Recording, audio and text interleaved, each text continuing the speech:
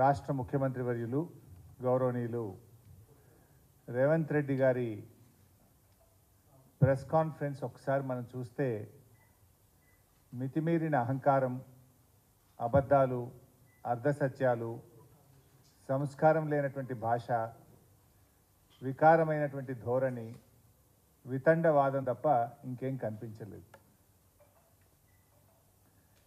నిన్న టీవీల్లో చూసినటువంటి మేధావులు, విజ్ఞులు, తెలంగాణ ప్రజలు ఈయన మాట్లాడే భాష, ముఖ్యమంత్రి గారి యొక్క ధోరణి చూసి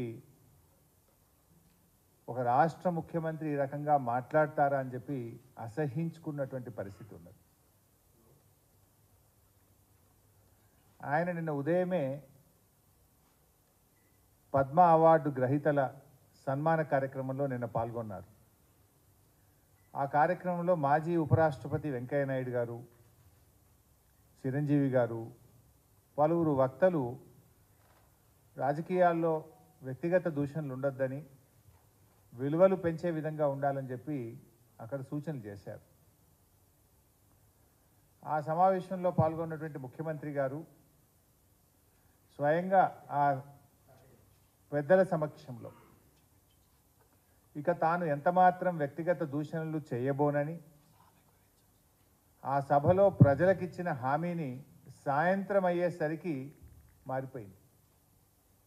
నీచమైనటువంటి పద్ధతుల్లో తెలంగాణ రాష్ట్రాన్ని సాధించినటువంటి తెలంగాణ తొలి ముఖ్యమంత్రి కేసీఆర్ గారి పైన ఆయన వ్యక్తిగత దూషణలకు దిగిన విషయం మనందరూ కూడా చూసాం.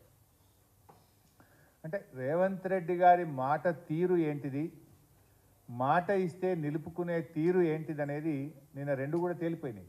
ఉదయం మాట ఇచ్చిండు, సాయంత్రానికల్లా మాట ఎత్తేసిండు. సరే, విషయానికి వస్తే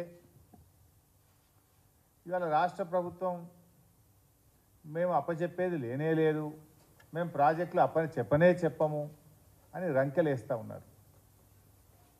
అసలు ఈ సమస్య ఎందుకు వచ్చింది? ఇవాళ మీరు స్పష్టంగా కేఆర్ఎంబి సమావేశాల్లో ప్రాజెక్టులను అప్పచెప్తూ నిర్ణయం తీసుకున్నారు. ఇవాళ నేను అన్ని ఆధారాలతో సహా మీ ముందుకు వచ్చాను. మీరు నిజంగా అప్పచెప్పకపోతే చర్చ ఎందుకు వస్తుంది?